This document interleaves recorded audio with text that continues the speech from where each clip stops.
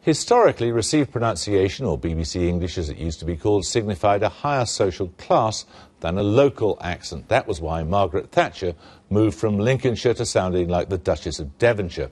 Now, of course, the moment a privileged public school boy like Tony Blair gets to Downing Street, he wants to talk like that. Stephen Smith, an émigré northerner, reports.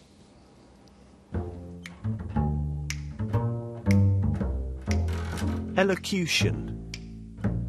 Articulate. Social mobility. You say either and I say either.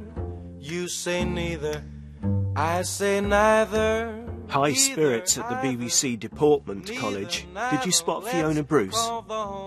Manners maketh man, they say, and woman. But what about speech? Well, people with no shortage of time on their hands reckon David Beckham is talking posher now. David, are you happy to go to Real Madrid? Yeah. Let's see for ourselves. If we play well and they play well, we could beat them, you know, because we knew we was a better team. So we done that, and we come back from the 1-0 deficit, and the character, shone through. It's a special moment for the country, special moment for Seb and the team. And a special moment for myself to be involved in this.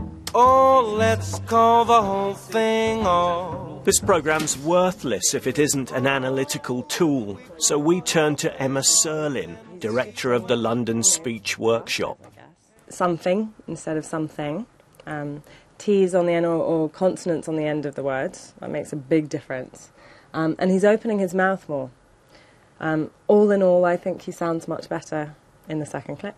It's been exciting, it's been honouring, it's been touching. The impression he makes has changed an awful lot, and that's the key thing. And obviously, it's pretty obvious that that's his purpose in doing voice work, which I'm fairly sure he has done, is to actually change the impression he makes.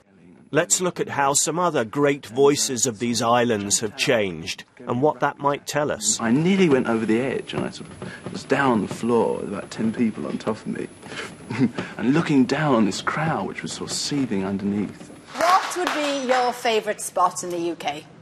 The Scilly Islands looks absolutely lovely, doesn't it? I mean, what? Bet you can't get any further west than that.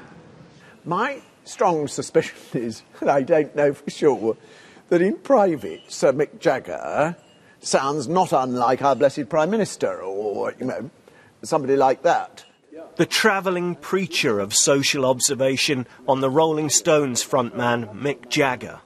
But he is obliged in his public persona to maintain something of the sort of mockney nasal whine that he developed as a suburban London middle-class boy who'd gone to the LSE. He developed that in order to be a pop star. Especially for myself and my brother, you ain't ever going to find someone who's going to jump into the position that it would hold. Simple as that. I think the way Prince Harry sounds is today's sort of Sloane sound, which is more knocked back than a previous cohort of Sloane's and people from his class. And I think there's also the requirement to be one of the lads. It's a lowering, not a raising.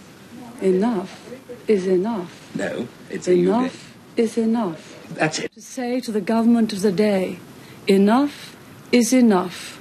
On the eve of her funeral, we have to mention Baroness Thatcher and her voice coaching. Now, what did she say was her greatest achievement? Oh yes, New Labour.